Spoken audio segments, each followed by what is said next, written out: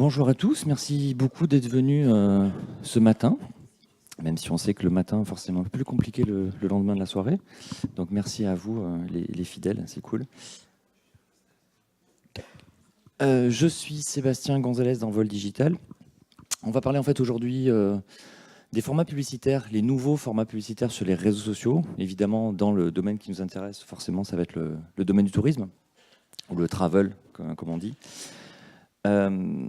En fait, clairement, c'est vraiment pas évident quand on n'a pas forcément la main dessus, quand on va pas forcément régulièrement sur ces différents services de publicité, parce que il y a des évolutions qui sont vraiment constantes, que ce soit au niveau de l'interface, des fonctionnalités. Et là, clairement, au niveau des formats, il y a beaucoup de nouveautés. Donc, on va essayer de faire le point ensemble.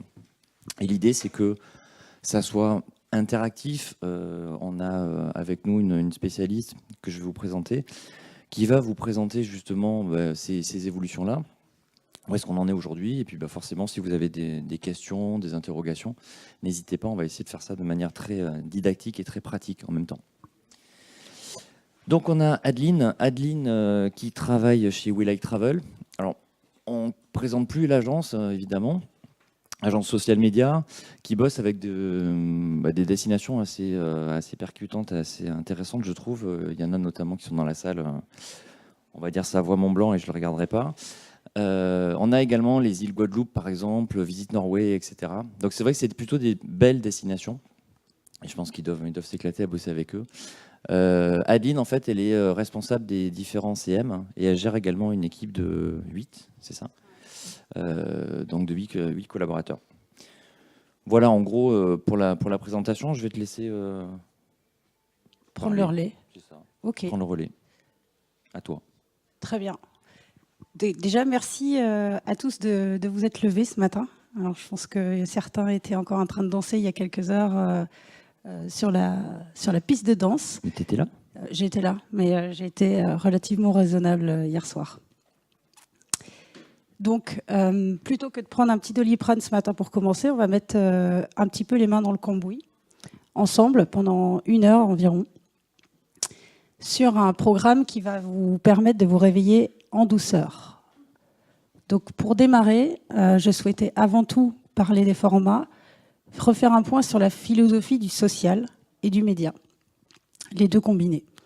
Ensuite, sur quels réseaux sociaux faire de la publicité. Ensuite, quels objectifs vous vous fixez avant de parler de format. Pourquoi vous faites de la publicité sur les réseaux sociaux. Les formats qui sont disponibles dans le travel. Une fois que vous avez défini vos formats, quelle cible vous souhaitez viser, pour quel budget, comment vous mesurez vos performances. Et ensuite, on fera une petite démo de test pour savoir si vous avez compris tout ce que je vous aurais dit pendant l'heure passée ensemble. N'hésitez surtout pas à m'interrompre, à me poser des questions si vous avez quoi que ce soit, des doutes, envie d'en savoir un tout petit peu plus sur un sujet. C'est vraiment interactif, donc surtout n'hésitez pas à me stopper. On est là pour ça. Donc la philosophie du social plus média. J'avais envie de refaire un petit point, je vais me mettre là quand même pour voir ce que j'ai écrit. Donc la première base, c'est la performance organique aidera le média à atteindre de la performance. Donc pour commencer, en fait, il faut savoir que le média, il va booster ce que vous avez déjà sur vos réseaux sociaux en organique. Donc plus votre organique et plus votre community management sera performant, plus vos performances en médias seront intéressantes. Donc commencez par travailler d'abord votre community management en organique, de manière à optimiser ensuite vos performances en médias qui seront forcément meilleures et les coûts amoindris. La qualité aussi de votre stratégie média aidera aussi votre performance organique. C'est-à-dire que demain, si vous voulez faire du recrutement sur votre page Facebook, par exemple, plus votre recrutement aura été qualifié et ciblé, plus votre performance d'animation sur vos réseaux sociaux sera meilleure. Est-ce que jusqu'ici, tout le monde continue de suivre? C'est bon, je ne vais pas attaquer trop rapidement. Ça reste des bases quand même qui sont hyper importantes. Hein. C'est le socle, entre guillemets, de la partie vraiment clairement un peu, pas stratégique, mais on n'est pas loin. En fait, le média et l'organique sont intimement liés. C'est-à-dire que quand vous voulez recruter des audiences sur votre page, je ne sais pas, vous vous dites, voilà, demain je veux acquérir 20 000, 30 000 fans. Très bien. Si demain vous ciblez beaucoup trop large vos 20 000, 30 000 fans sur votre destination, vous aurez beaucoup plus de difficultés ensuite à les engager sur votre page. Donc plus votre recrutement sera qualifié et vos cibles affinitaires par rapport à votre destination, plus vous arriverez à avoir de belles performances en organique. Plus vous aurez de belles performances en organique sur cette communauté ciblée et recrutée, plus vos coûts médias seront amoindris. C'est la base. Un joli petit schéma tout simple, avec 3 petits ronds, dans lesquels il y a une brique audience, une brique éditoriale et ensuite une brique média. Les 3 sont liés. La première, c'est la constitution des audiences. Vous avez 2 manières de constituer des audiences. Soit elles viennent naturellement sur vos réseaux sociaux, que ce soit Facebook, Twitter ou Instagram, parce que voilà, vous êtes, je ne sais pas, la Corse, vous êtes Savoie-Mont-Blanc, vous êtes Saint-Nazaire, vous êtes les Landes, et on a envie, on vous connaît la destination, et naturellement, vous allez suivre les réseaux sociaux de ces destinations-là. Donc ça, c'est de l'organique, c'est les gens qui viennent naturellement, gratuitement, j'ai envie de dire, sans médias, sur vos réseaux sociaux. Mais c'est pas tout, il y a aussi un petit coup de pub de temps en temps pour vous faire connaître. Et donc ça, c'est ce qu'on appelle plutôt la notoriété. Et là, vous allez avoir des personnes qui vont être ciblées par vos destinations pour pouvoir rejoindre vos espaces. Donc c'est 2 manières de pouvoir constituer votre socle d'audience. C'est le plus important, c'est constituer votre base d'audience. Ensuite, il y a l'éditorial, qui est le maillon fort de la chaîne. L'éditorial, c'est tout ce que vous allez... Je ne sais pas si tout le monde est community manager dans la salle, mais en tout cas, c'est le travail du community manager de travailler sa ligne éditoriale, ses contenus, de manière à pouvoir diffuser des informations sur sa destination et faire engager les personnes, les faire réagir sur vos espaces. Donc ça, c'est vraiment la brique la plus fondamentale après l'audience. Donc c'est la qualité des expériences partagées sur vos espaces qui va conditionner l'engagement des personnes. Je pense qu'on a tous ce même problème-là. On se pose toujours la question, comment est-ce que je vais engager les personnes qui sont sur mes communautés ? Plus vos contenus vont être de qualité, plus vous allez être en capacité de valoriser des bonnes expériences qui correspondent encore une fois au socle d'audience que vous avez constitué préalablement, plus vous allez générer de l'engagement et en tout cas de la visibilité. Donc les contenus et l'éditorial, ça reste aussi une autre base, une autre brique extrêmement importante après avoir constitué vos audiences. Et ensuite, ce qu'on appelle le média, mais plutôt la chirurgie publicitaire, et il me semble que ça a été abordé à plusieurs reprises dans les conférences que j'ai pu entendre hier, c'est votre capacité à pouvoir diffuser le bon message aux bonnes personnes au bon moment. Alors ça paraît ultra simple comme ça, mais ça n'est pas tant que ça. Ça veut dire que vous allez segmenter aussi votre éditorial, c'est-à-dire que sur votre page Facebook par exemple, vous allez constituer une audience sur laquelle vous allez pouvoir parler de plein de choses sur votre destination. Quand on a un territoire, par exemple, comme Savoie-Mont-Blanc, on est en capacité de parler des lacs, on est en capacité de parler du ski, on va parler aussi de la rando, on va parler du parapente, on va parler de plein de choses qui, pour autant, ne va pas forcément intéresser toute la communauté constituée. Comment est-ce que 800 000 fans peuvent être intéressés tous par le parapente ? C'est pas forcément possible. Donc vous allez diffuser des informations peut-être parfois généralistes et parfois vous allez avoir envie de pousser certaines informations précises, certaines expériences, certaines activités à une audience spécifique. C'est ce qu'on appelle, nous, la chirurgie publicitaire, c'est-à-dire que vous allez définir sur certaines thématiques à qui vous allez avoir envie de cibler ce message-là, par exemple. Donc vous allez investir du média pour toucher précisément ces audiences qui ne sont d'ailleurs pas toujours forcément vos fans. C'est-à-dire que certaines personnes qui aiment par exemple le cyclisme ne sont pas forcément sur la page d'une destination. Pardon, je te coupe, c'est tout l'intérêt, ça permet justement d'élargir entre guillemets son audience et du coup la visibilité également de sa marque, quelque part. Exactement. Donc vous allez adresser une expérience ou un message spécifique à des gens qui sont affinitaires par rapport à cette thématique. Donc la combinaison des 3, que ce soit l'audience, l'éditorial ou le média, si vous savez le gérer correctement, si vous avez compris en tout cas ce schéma de constitution d'audience, je travaille mes contenus et mon éditorial pour ensuite pouvoir médiatiser correctement ces contenus-là et mon offre, vous allez normalement obtenir de la performance.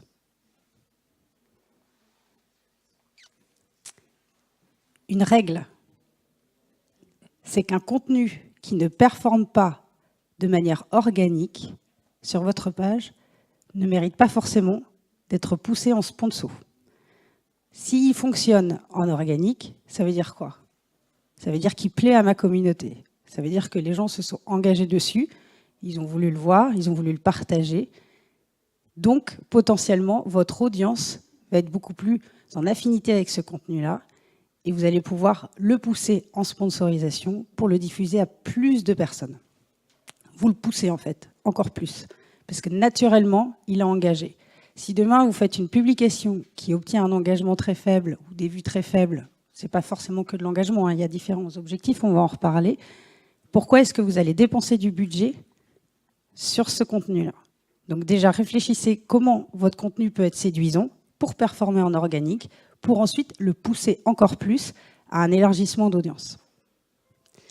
Toutes les expériences de votre territoire n'intéressent pas toutes vos audiences.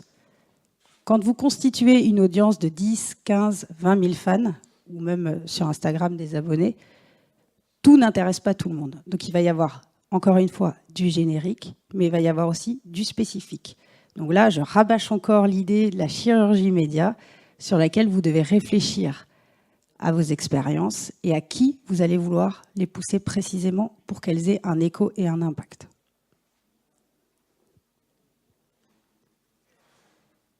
Vous les connaissez tous. Bon, on va parler des 3 principaux canaux publicitaires. Facebook reste quand même le numéro 1 sur lequel on a beaucoup plus d'options, beaucoup plus d'options publicitaires en tout cas, avec 33 millions d'utilisateurs par mois. Ça va vous permettre de bâtir votre audience, mais aussi d'être plus visible, de séduire et de pouvoir convaincre. Instagram également, mais d'une manière différente. On va le voir au niveau des formats. Il y a bâtir l'audience, être visible, séduire, aussi convaincre. Twitter, c'est un tout petit peu différent.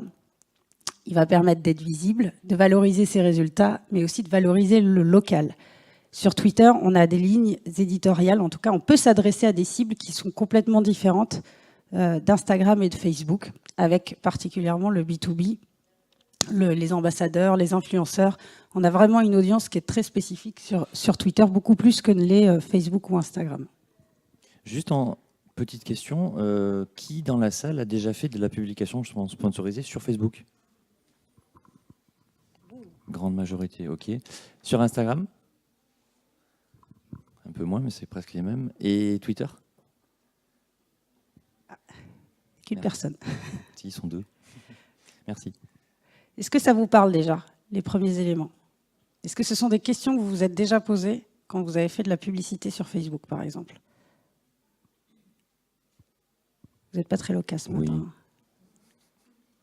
Oui, non? Ok. Donc la première question, une fois qu'on a ces bases-là de se dire « j'ai mes 3 briques », la première question que vous devez vous poser avant de vous demander dans quel format vous allez encapsuler votre publicité, c'est surtout de vous poser la question, mais pourquoi est-ce que j'investis du budget? Pourquoi est-ce que je vais mettre 10 €, 15 €, 20 €, 30 €, 100, 1000, 2000, ça dépend si vous êtes riche ou pas. Mais pourquoi est-ce que j'investis? La première raison, c'est pour travailler la notoriété de votre destination, pour vous faire connaître. Exemple.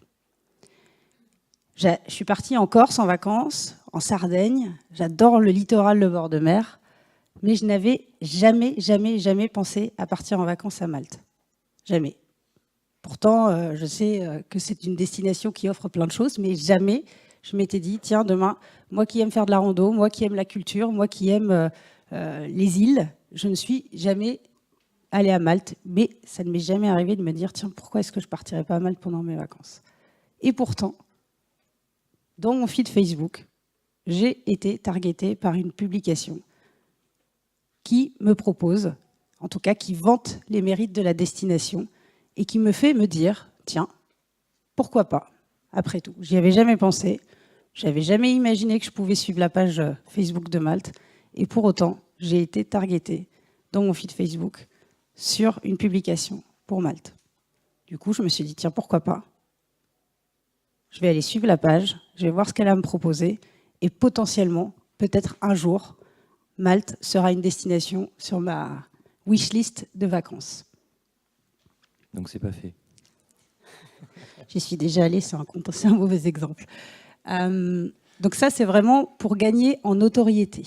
Donc vous faites connaître votre destination ou votre produit touristique auprès de personnes qui pourraient potentiellement être intéressées par votre destination.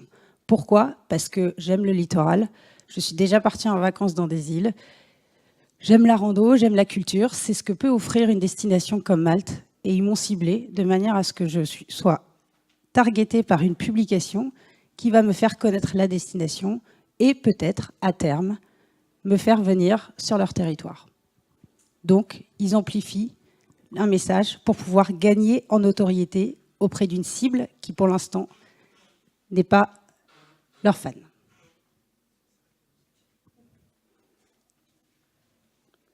Le deuxième, c'est la préférence. C'est renforcer l'engagement auprès de votre destination. C'est toujours Malte. Je suis certainement passée à côté de plein de choses. Ça fait presque 4 jours qu'on est sur Pau. Moi, personnellement, je n'ai pas eu le temps d'ouvrir mon Facebook. Je suis désolée, hein, mauvais exemple, mauvais élève. Ça fait 4 jours qu'on court partout. Je n'ai pas ouvert mon feed Facebook. Et en 4 jours, il s'en est passé des choses. Hein. Avec le nombre de publications que tout le monde fait, que toutes les marques font, que tous nos amis font, je peux vous assurer que sur le feed, il y a un paquet de contenus que je n'ai pas du tout vu pendant 4 jours. Donc je suis passée à côté de plein de choses. Et pourtant, j'allume mon Facebook ce matin et paf, qu'est-ce que je vois? Cette publication qui me dit que il y a La Valette 2018, capitale européenne de la culture, qui propose un tas d'animations culturelles sur l'année et qui va potentiellement me convaincre sur mon prochain City Break. C'est une publication qui a cartonné auprès des fans, qui a eu un engagement important, mais ils ont souhaité amplifier le message sur les personnes qui n'ont pas été touchées par cette publication-là. Je pense que vous l'avez très bien compris, les conférences d'hier et c'est probablement celles qu'on va avoir dans l'après-midi, vous savez avec vos résultats, environ, on va dire, sur les destinations touristiques, 20 à 30% des personnes, de vos fans, sont touchés par vos publications. Ça s'appelle le reach, je pense que vous connaissez tous ce terme et ce KPI. 20 à 30% de votre communauté. Ce qui veut dire qu'il y a 70% de vos fans qui ne voient pas vos contenus. Globalement, en moyenne, par mois. C'est énorme. C'est énorme. Donc vous vous coupez de 70% de votre audience. Donc à ce moment-là, vous vous dites, comment est-ce que je peux amplifier mon message? Un petit coup de boost sur une publication et vous ciblez des personnes de manière à ce que votre publication puisse ressortir dans le feed d'actualité sur plusieurs jours et donc du coup me permettre de ne pas passer à côté de cette publication, même si je suis très concentrée sur les ETPO. Plus de visibilité et donc plus d'engagement. Je mets en avant un contenu qui suscite déjà l'intérêt du plus grand nombre.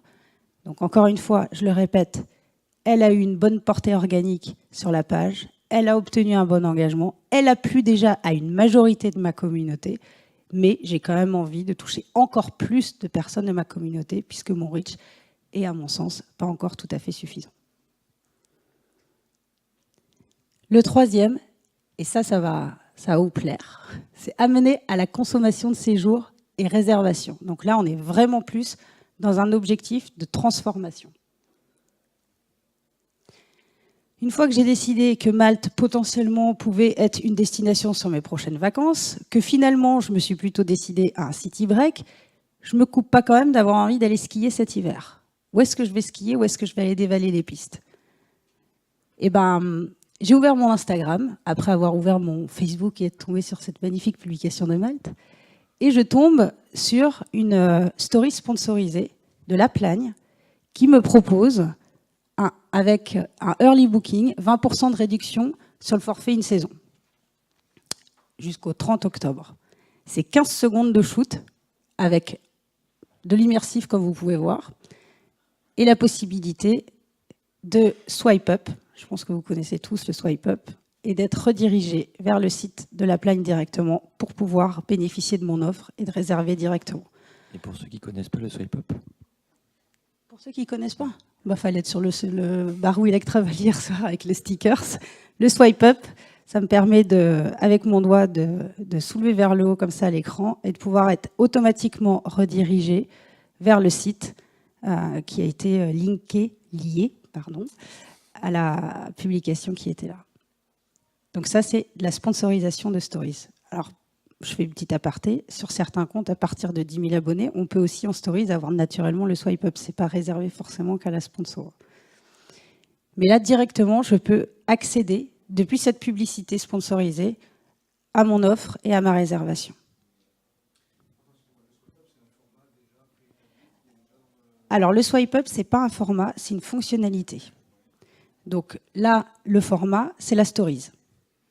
Sur la story sponsorisée, on est sur 15 secondes maximum. Donc je prépare une story sponsorisée sur 15 secondes. En général, ce qui marche le mieux, c'est quand même un format immersif. Donc là, on est sur du ski, donc ça va quand même relativement vite sur 15 secondes, de manière à me projeter directement dans un shoot d'expérience de 15 secondes avec un message clair. Et avec la fonctionnalité de je balaye vers le haut, je peux être redirigé du coup directement vers mon offre et de pouvoir la consulter et si je veux la réserver directement. Elle est effectivement. Mais par exemple, donc là on est en sponsor, donc c'est un peu différent du natif. Sur le natif, par exemple, quand on fait une story sur un compte Instagram, il faut avoir 10 000 abonnés pour pouvoir avoir en natif le swipe up. Quand on a 300, 400, 500, 1000, 1500 abonnés, on ne peut pas encore avoir accès au swipe up. Après, les fonctionnalités évoluent et ça a tendance à s'ouvrir globalement à beaucoup plus de flexibilité pour pouvoir bénéficier de cette fonctionnalité-là qui est quand même relativement intéressante, qui permet enfin sur Instagram de pouvoir générer du trafic vers un site, vers des offres, ce qui n'est pas forcément le cas sur Instagram puisqu'on ne peut pas mettre de lien dans les publications. Donc ça, c'est vraiment une fonctionnalité intéressante. Et dans la story sponsorisée, ça permet effectivement d'accéder directement au contenu attendu. Et donc pour la transformation, c'est vraiment un lien direct. Il y a 15 secondes, il se passe 15 secondes, et 15 secondes pour convaincre, de manière à ce que les personnes puissent directement aller sur le site et convertir derrière, ou pas. D'autres questions ?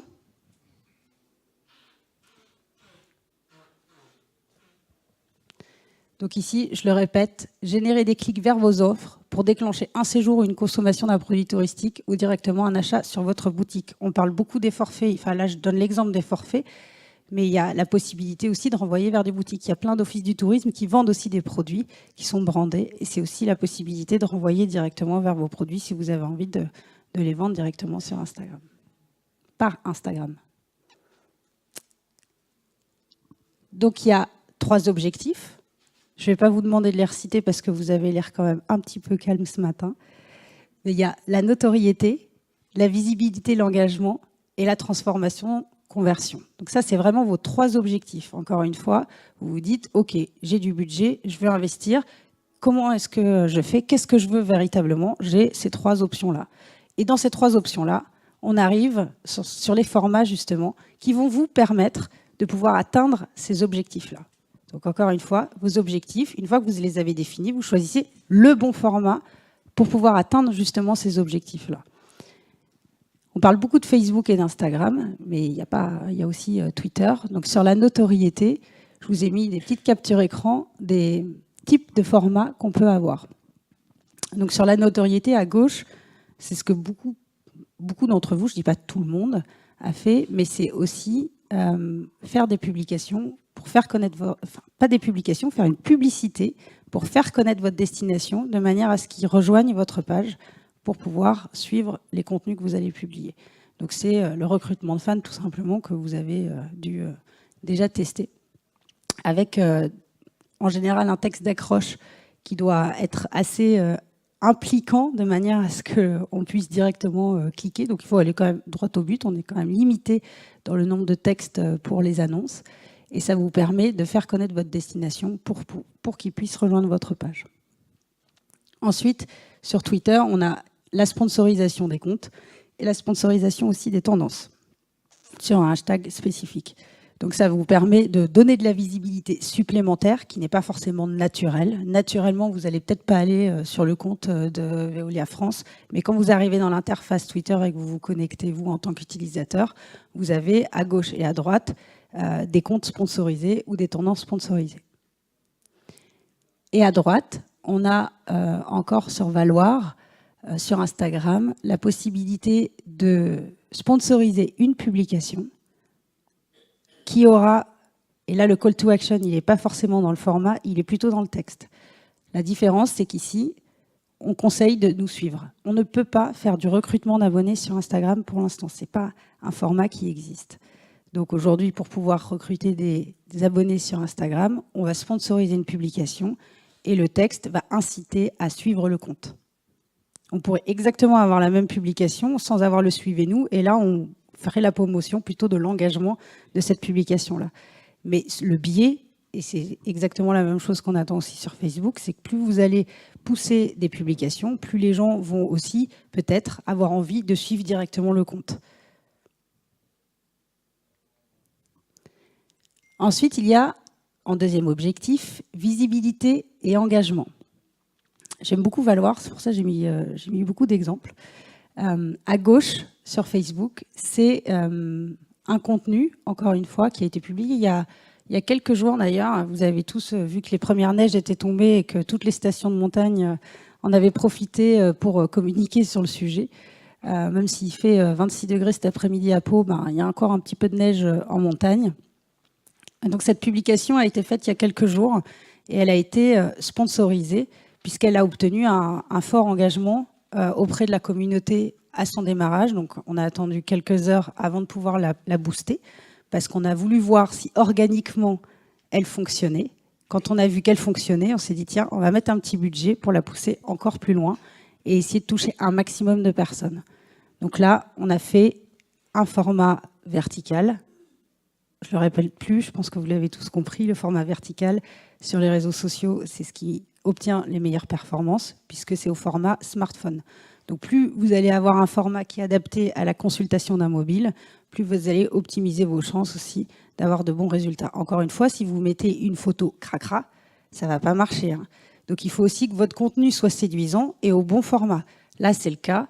On voit la montagne, il y a des jolies couleurs. Les gens qui sont abonnés à la page Valoir savent très bien reconnaître justement ces montagnes-là, se sont engagés. Et nous, on a décidé de pousser un tout petit peu plus ce contenu-là auprès d'une audience de fans pour que les fans qui n'avaient pas touché organiquement puissent la voir.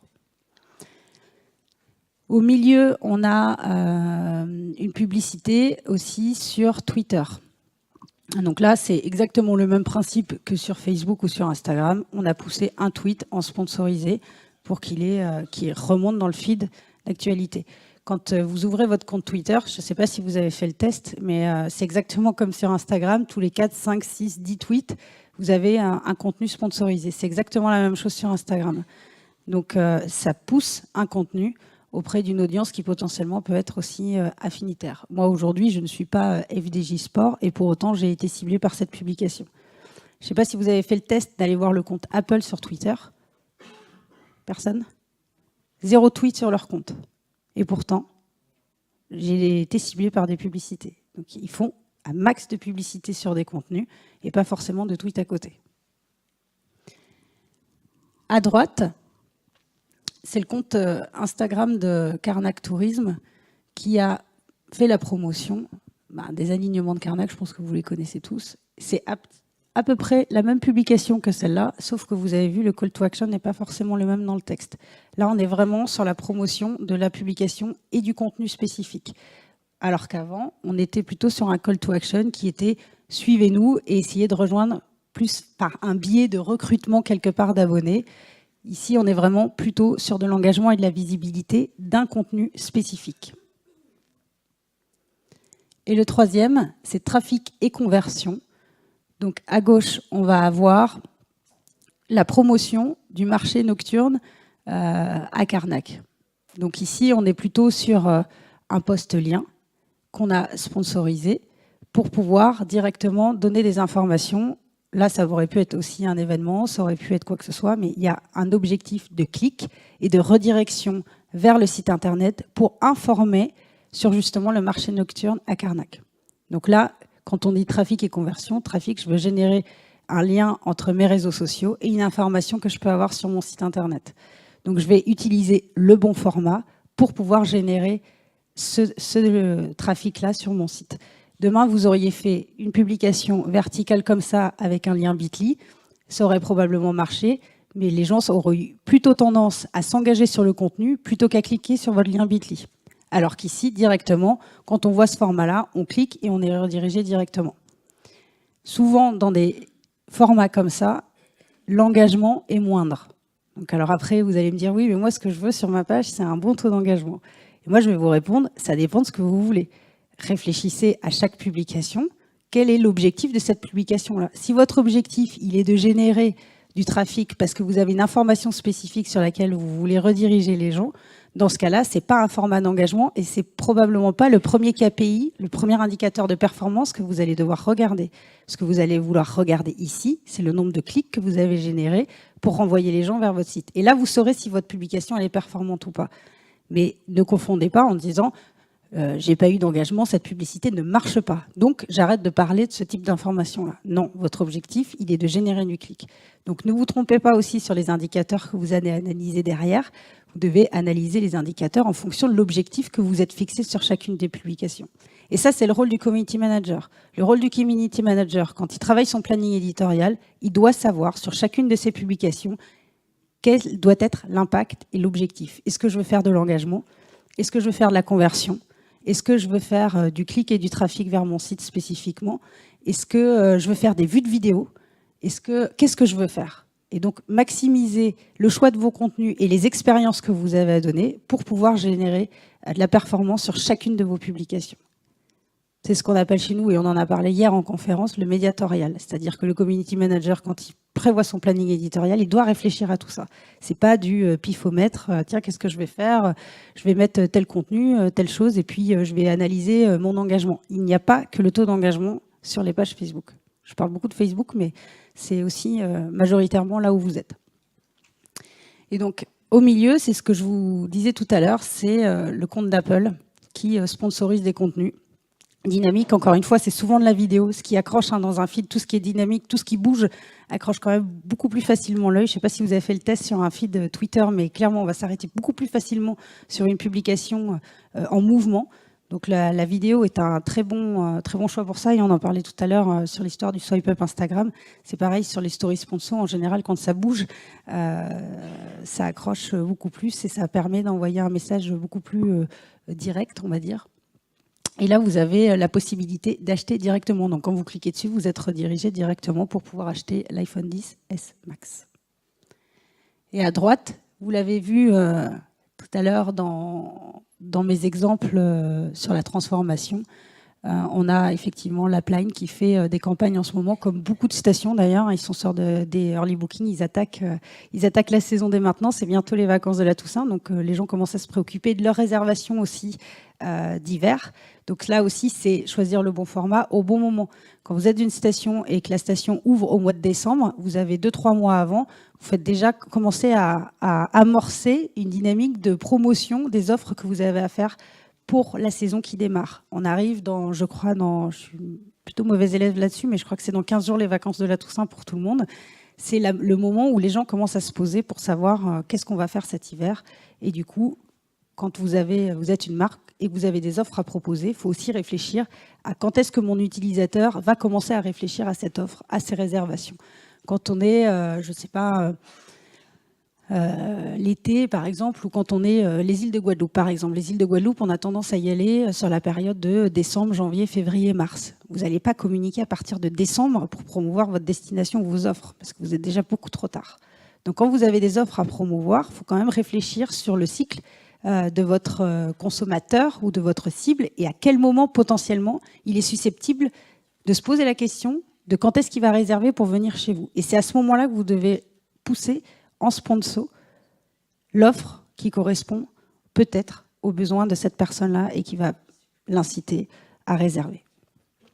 Après, il y a un cycle, c'est-à-dire que plus vous allez gérer votre notoriété, plus vous allez gérer ensuite votre visibilité auprès de cette audience, plus vous allez aussi facilement convertir derrière. C'est-à-dire qu'une personne que vous avez recrutée, que vous avez ciblée et engagée sur plusieurs contenus, va potentiellement être plus à même de cliquer et de convertir rapidement sur le troisième format. Donc c'est aussi être en capacité de travailler votre cible sur les 3 objectifs, de manière à ce que vous puissiez l'emmener tout doucement, avec un bon travail entre le CM et le média, à la conversion et à la consommation derrière. Il reste 20 minutes. OK. Et les petites nouveautés qui débarquent, là encore, vous avez vu, hein, c'est ultra dynamique. Beaucoup de vidéos sur des formats courts. Donc les stories sponsorisées débarquent bientôt pour tout annonceur sur Facebook. Qui d'entre vous a déjà testé les stories organiques sur Facebook? Bah, pas tant que ça. Hein. Et sur Instagram, qui fait des stories? Voilà. Beaucoup plus. Facebook a lancé ces stories qui ne rencontrent pas aujourd'hui tout à fait le même succès qu'Instagram. Néanmoins, ça commence à bien marcher et les audiences sont quand même relativement présentes sur les stories Facebook. Et on a la possibilité, exactement comme Instagram, comme je vous ai montré sur la plagne, de pouvoir sponsoriser votre story à l'intérieur de Facebook. Donc à gauche, vous avez Touraine-Val-de-Loire, au centre, la Flandre, et à droite, Savoie-Mont-Blanc. Donc là, c'est pareil, c'est un contenu qui va ultra vite. Vous voyez hein, là-haut, la barre qui défile, ça dure à peu près entre 10 et 15 secondes. Vous avez un shoot d'expérience et vous avez toujours ce swipe up qu'on a et qui redirige vers le site pour pouvoir bénéficier de cette offre spécifique.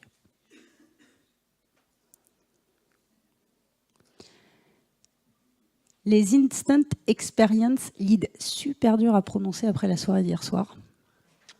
Pas facile. Je ne sais pas si vous avez déjà vu ce format-là.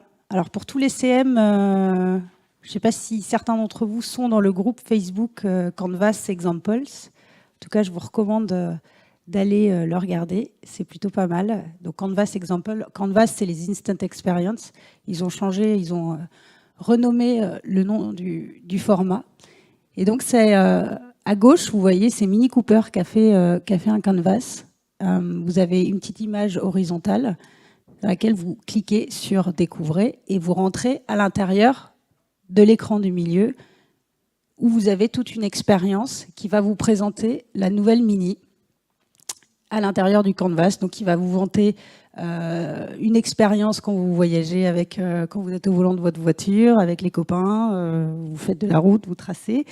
Mais aussi toutes les fonctionnalités de la voiture, tous les détails sur le véhicule, de manière à pouvoir vous convaincre qu'en fait, la dernière Mini est vraiment super, il faut absolument que vous l'achetiez. Ça ne veut pas dire que vous allez l'acheter directement dans Facebook, je ne pense pas que vous ayez envie de dépenser 40 000 € ou 30 000 € dans la dernière Mini Cooper directement sur Facebook. Néanmoins, ça va vraiment vous permettre de découvrir ce nouveau véhicule. Et à l'intérieur, tout en bas, il y a ce qu'on appelle le call to action, qui est de pouvoir réserver votre essai. Donc l'objectif de ce canvas-là n'est clairement pas de vous faire acheter le véhicule, mais de vous faire découvrir au travers d'une expérience photo, vidéo, avec tas d'informations sur le véhicule, de manière à ce que demain, vous ayez envie de booker un essai et découvrir le véhicule. Donc là, il y a un objectif de lead. C'est pour ça qu'on est toujours sur ce qu'on appelle la conversion. La conversion, elle n'est pas forcément monétaire. Elle est là de se dire, bon, ben voilà, je veux savoir combien de personnes ont répondu au Canvas, au formulaire, pour pouvoir réserver mon essai. Et donc, vous laissez vos coordonnées, vous faites sur suivant, et donc vous allez être recontacté derrière pour pouvoir directement convenir d'un rendez-vous pour essayer votre véhicule. Est-ce que vous aviez déjà vu ce format-là? Non? Tant mieux. La définition des cibles. Je remonte d'un cran. Pourquoi est-ce que j'investis? Qu'est-ce que je veux obtenir? Quel format je vais utiliser pour pouvoir atteindre mon objectif? Et la troisième question à se poser, c'est qui est-ce que je vais cibler du coup pour pouvoir obtenir la performance? Donc les critères de ciblage vous permettent de définir le profil des audiences que vous voulez toucher. Est-ce que je veux toucher des femmes Est-ce que je veux toucher des hommes? Est-ce que je veux toucher des gens qui sont géolocalisés dans un territoire spécifique?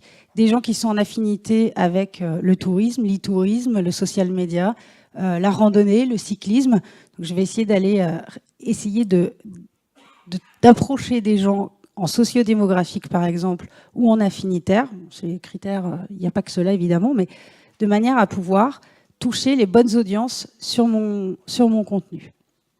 Donc, en fonction de votre objectif, de votre contenu, vous affinerez les critères, donc par sexe, par âge. Les lookalikes, c'est les intérêts similaires aux fans et aux prospects. Donc, c'est des gens qui vous ressemblent, potentiellement.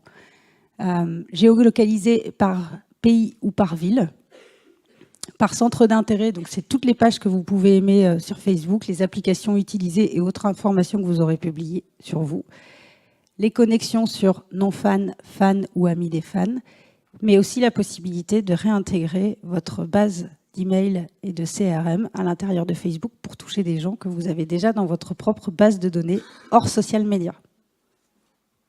Est-ce que c'est des choses que vous avez déjà testées? Vous êtes... C'est dur ce matin. Vous allez pouvoir réintégrer votre base d'email que vous avez, par exemple, je ne sais pas, vous faites des emailing, des newsletters. Vous avez la possibilité de réintégrer ces bases de données-là à l'intérieur de Facebook pour pouvoir cibler ces personnes-là. Ou le retargeting aussi. Une fois que vous avez défini votre objectif, que vous avez constitué les audiences, vous allez réfléchir à votre budget à investir. Donc là, on vous a mis des coûts moyens dans le tourisme. Si vous souhaitez atteindre, c'est là que ça devient compliqué, 50 000 personnes, alors que le CPM moyen, CPM, ça parle à tout le monde? Et de 5 €, vous devez investir au minimum 250 €. Okay. Si vous souhaitez obtenir 5000 clics, alors que le CPC moyen est de 20 centimes d'euros, vous devez investir au minimum 1000 €. Et si vous souhaitez générer 100 opt-in, alors que le CP lead CPL moyen est de 1 €, vous devez investir au minimum 100 €.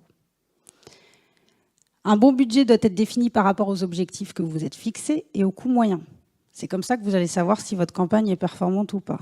Évidemment, plus vous allez cibler, plus vous allez vouloir toucher des audiences spécifiques, plus ça va vous coûter un petit peu plus cher. Mais parfois, payer plus cher pour avoir de la qualité, c'est pas plus mal non plus. Donc c'est à ça que vous devez encore une fois réfléchir. Même si on a des coûts ici qui sont moyens sur du CPM, du CPL, du CPF pour le coût par fan, c'est aussi à vous, en fonction de votre destination et de vos objectifs, de vous créer votre propre référentiel. Donc sur le premier essai que vous allez faire, effectivement, vous n'aurez peut-être pas de référentiel. Mais plus vous allez vous habituer à faire de la sponsor, à piloter vos performances, à savoir qui sont les personnes que vous souhaitez cibler en fonction, je ne sais pas, de vos filières, par exemple, plus vous allez pouvoir créer un référentiel. Si d'habitude vous avez un CPF, donc coût au fan, coût par fan, je ne sais pas, de 0,20 et que à un moment donné vous arrivez à 0,40 ou 0,45, il va falloir que vous vous posiez la question, pourquoi est-ce que c'est beaucoup plus cher? Est-ce que c'est plus cher parce que finalement j'ai voulu recruter des fans avec des profils plus spécifiques, ou est-ce que c'est parce que la période de l'année est beaucoup plus dense en termes de médias et qu'il y a beaucoup plus d'annonceurs qui payent pour ce média-là et donc du coup c'est plus cher? Donc c'est à vous de vous poser toujours ces questions-là. C'est bon? La mesure de performance, c'est extrêmement important, que ce soit pour le CM, pour le média, pour tout ce que vous faites. En fait, tant que vous ne mesurez pas vos performances, vous ne pouvez pas savoir si vous faites du bon travail. Donc, autant le CM, il regarde ses propres KPI, il doit les suivre mensuellement. Ça, c'est un autre sujet, mais j'insiste, c'est quand même extrêmement important. C'est exactement la même chose pour le média. Encore une fois, vous avez la notoriété, l'engagement, trafic et conversion. Donc le CPM, c'est le coût par 1000. Et après, en fonction des objectifs que vous avez des indicateurs que vous allez pouvoir suivre. Donc le CPF, c'est le coût par fan sur la notoriété. Vous avez aussi le taux de mémorisation. Ensuite, sur l'engagement, vous allez regarder le CPI, le coût par interaction. Le CPV, c'est coût par vue. Donc 3 secondes ou 10 secondes pour les vues de vidéo. Ensuite, vous allez avoir le trafic et la conversion avec le coût par clic, le coût par lead ou le coût par achat. Il y a beaucoup de C, P, et puis après, vous mettez du F, du I, du C, du L, du A. C'est simple. C'est hyper simple. Donc sur la notoriété, vous voulez savoir le nombre de fans que vous avez gagné, le nombre d'abonnés, mais aussi la portée. Parce que vous n'êtes pas la notoriété, c'est aussi de la portée. C'est pas forcément que du recrutement. On l'a vu tout à l'heure. On peut aussi sponsoriser une publication. Et donc ce qu'on veut, c'est aussi savoir la portée qu'a eu cette publication-là. Combien de personnes j'ai touché en organique, mais aussi, du coup là, ce qui nous intéresse en médias, sur ce contenu-là. En engagement, c'est les interactions. Donc ça va être ce que vous connaissez, les likes, les partages, les commentaires et le nombre de vues pour les vidéos. À savoir que sur une vidéo, ce qui vous intéresse principalement, c'est pas forcément d'obtenir du like ou du partage. Tant mieux si vous le faites, ça veut dire que votre contenu est performant. Mais la première chose quand vous publiez une vidéo, c'est surtout que vous voulez qu'elle soit vue. Donc quand vous la sponsorisez, vous voulez augmenter le nombre de vues. Si votre contenu est canon, vous aurez naturellement de l'engagement qui va suivre derrière, probablement du partage. Ensuite, sur trafic et conversion, vous allez regarder les clics. On a vu l'exemple de Carnac tout à l'heure sur le marché nocturne. Donc vous voulez renvoyer les gens vers le site internet pour qu'ils puissent consulter toutes les informations sur justement ce marché nocturne. Ensuite, c'est les ventes, mais aussi les téléchargements, les opt-in ou les achats. Typiquement, sur la story sponsorisée de la Plagne, je vais regarder le nombre de clics que j'ai eu et derrière, je vais aussi pouvoir traquer le nombre de ventes que j'ai pu générer directement sur cette page du site internet. Parce qu'on a mis un pixel. Donc le pixel, il va me permettre de traquer les conversions que j'ai obtenues grâce à cette publicité.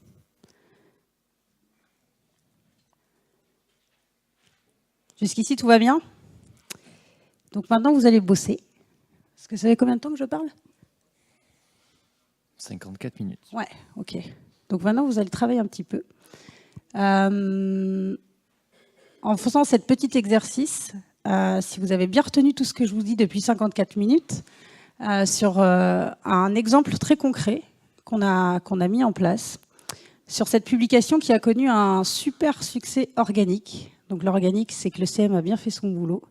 Il a bien choisi son contenu. Il a obtenu un taux d'engagement qui est plutôt bon par rapport à la communauté. Il a obtenu plus de 4%, donc c'est plutôt un très bon résultat, pour un taux de reach qui est quand même de 38%, ce qui est au-dessus de la moyenne que je vous ai annoncée tout à l'heure. J'ai dit entre 20 et 30%, c'est déjà plutôt des bons taux de reach. Ici, on est à 38%. Mais l'algorithme faisant, vous estimez que 38%, ce n'est pas assez. Et que si elle plaît à vos fans, elle peut aussi plaire à une audience qui est affinitaire et non fan.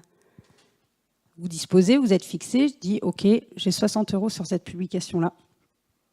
Ça aurait pu être 50, ça aurait pu être 40. Ils avaient 60 € sur ce budget-là. Vous voulez la promouvoir sur 2 jours auprès des fans, c'est-à-dire les 100 moins 38%, c'est-à-dire les personnes qui n'ont potentiellement pas vu votre publication ou d'autres qui peuvent être retargetées d'ailleurs, et des profils affinitaires sur Angers, Val-de-Loire, tourisme rural, Saumur. Donc ça, ce sont l'affinitaire, dont on l'a vu dans les critères de ciblage.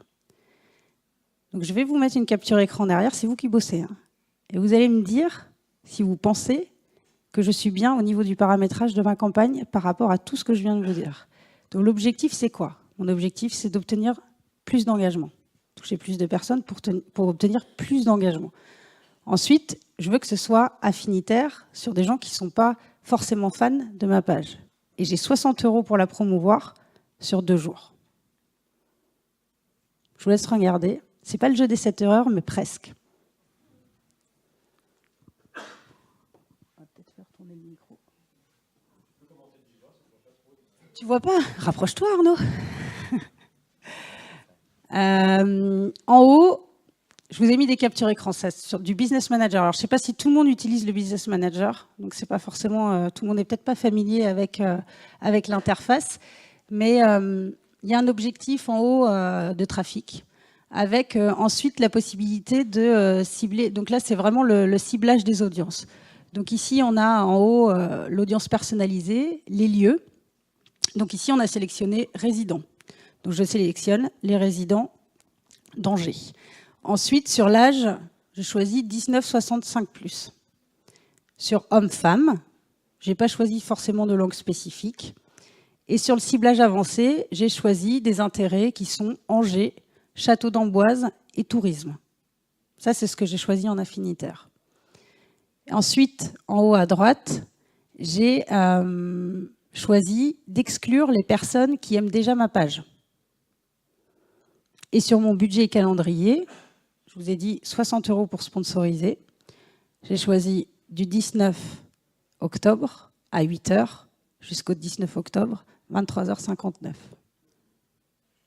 Est-ce que par rapport aux objectifs que je me suis fixés sur ma sponsorisation, dans l'interface, je suis raccord avec mes objectifs? Est-ce que mon paramétrage de campagne correspond aux objectifs que je me suis fixés, oui ou non? Pourquoi? Qui se lance?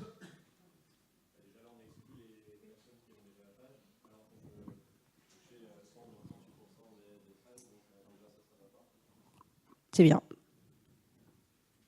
Quoi d'autre?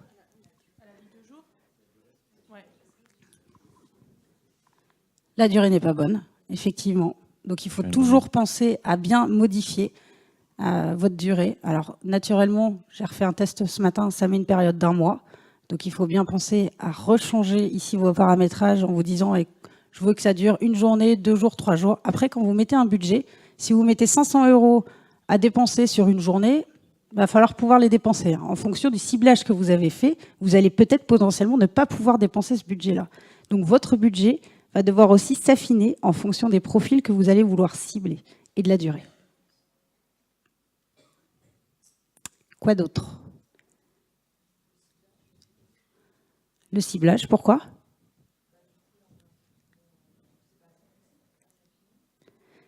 Là, j'ai mis au niveau des lieux les résidents. Donc en fait, là, je suis ultra ciblée sur des résidents. Mais finalement, ce que je... Mais tu as raison aussi sur le résident. C'est-à-dire qu'on peut cibler, et ça vous montre à quel point le ciblage peut être précis. Si vous voulez faire une sponsorisation sur les gens qui sont à Pau en ce moment, vous pouvez tout à fait le faire, de passage à Pau. Vous pouvez complètement le faire. Ici, ce que je veux, c'est avoir une audience beaucoup plus élargie. Donc là, j'ai trop ciblé par rapport à mon objectif. Et derrière, j'aurais pu affiner aussi beaucoup plus sur Saumur, on a dit Château d'Amboise, on a dit voilà, on pouvait élargir un tout petit peu plus le ciblage, en tout cas avoir un peu plus de critères là-dessus. Et quoi d'autre? Le plus important?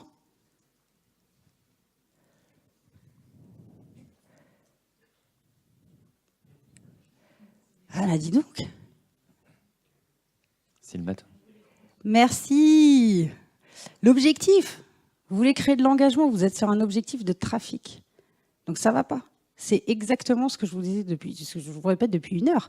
C'est que définissez votre objectif correctement pour ensuite pouvoir cibler comme il le faut. Donc en haut, vous êtes sur un objectif de trafic. C'est la première chose qu'on va vous demander quand vous arrivez sur l'interface, c'est quel objectif vous voulez. Vous voulez du trafic, vous voulez de l'engagement ou de la notoriété. Donc ici, je me suis trompée. Très clairement, je veux avoir de l'engagement et je suis en train de sélectionner un objectif de trafic. Donc ça ne va pas. Autre chose ?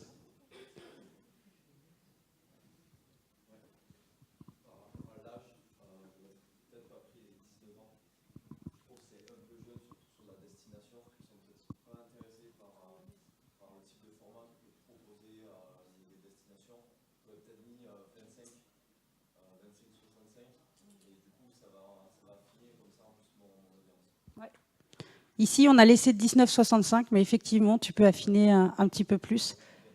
Ouais, aussi. C'est bon?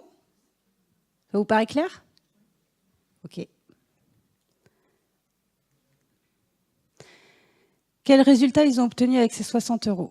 Ils ont touché en organique, avec le community management, plus de 158 000 personnes. Ils ont atteint plus de 16 000 personnes en plus avec le payé, avec 24 345 impressions. Ils ont gagné plus 3 849 interactions pour un CPI, vous l'avez toujours, coût par interaction, à 0,02 €, ce qui est rien, et un CPM à 3,60. Donc ils ont eu une visibilité organique au démarrage. On le répète, la base, quand vous voulez pousser des contenus qui sont sur votre page Facebook, travaillez déjà votre CM, vous aurez des bonnes performances. Si vous avez des bonnes performances, vous allez pouvoir avoir des coûts derrière médias qui sont amoindris. Donc plus de performance. Donc visibilité organique, vous poussez avec de la visibilité média et ça permet de créer de la préférence puisque vous créez de l'engagement.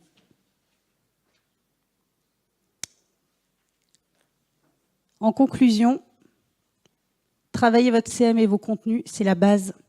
Ensuite, une fois que vous avez défini vos objectifs et vos cibles, vous allez enfin pouvoir choisir le format adapté à ce que vous voulez obtenir en médias. Vous déterminez votre budget et vous optimisez vos coûts au fil des campagnes. C'est-à-dire que vous ne laissez pas votre campagne filer. Si vous avez une campagne sur 3-4 jours, retournez régulièrement à l'intérieur de votre business manager ou en tout cas de votre interface pour être en capacité d'analyser si oui ou non ça performe. Si ça ne performe pas comme vous le souhaitez, eh ben, ajustez, adaptez ou coupez tout simplement, arrêtez et recommencez une autre sponsorisation. Mais en tout cas, vous devez suivre absolument les performances de vos campagnes. Et ensuite, vous analysez vos performances, ce qui vous permettra au fil du temps de pouvoir créer votre propre référentiel de coûts et pour pouvoir optimiser derrière encore sur vos prochaines campagnes. C'est bon? Il nous reste 3-4 minutes. Est-ce que vous avez des questions? Forcément. Bonjour, merci pour la présentation. Mais de rien. C'était très clair, très bien. Une question sur l'outil, vous parlez de Boost. Est-ce qu'on passe par le fameux Boost sur la page Facebook ou est-ce qu'il vaut mieux aller dans le Business Manager pour Ça dépend. Ça dépend. Nous, aujourd'hui, on fonctionne sous Business Manager. Forcément, on est une agence, donc c'est beaucoup plus facile pour nous. Plus d'options et plus de suivi. Donc, il faut avoir pour ça le compte publicitaire sous Business Manager, avoir le compte publicitaire. Donc, ça vous permet d'avoir un peu plus d'options. Ça ouvre plus de possibilités dessus. Merci. Alors, tant que j'y suis, j'ai le micro. Une deuxième, il nous propose aussi, lorsqu'on fait des campagnes, de mettre Instagram ou pas en même temps, quand on fait une pub sur Facebook. Ça dépend. Est-ce que tu as regardé quand tu fais ton placement, ce que ça donne sur Instagram? Ça peut valoir le coup. Alors après, il y a des placements automatiques qui le font naturellement, en fait. Tu peux choisir tes placements ou le faire en automatique. Donc là, ce que tu peux regarder, c'est voir si effectivement au niveau du rendu sur Instagram, c'est bien. Mais nous, on le fait quand même assez régulièrement. On fait du placement automatique et ça envoie aussi sur Instagram. Ça permet de générer un tout petit peu plus de performance. Merci. Je t'en prie. Après, une autre remarque, question? Vous êtes hyper calme. Oui. Ouais. Vas-y, Baptiste.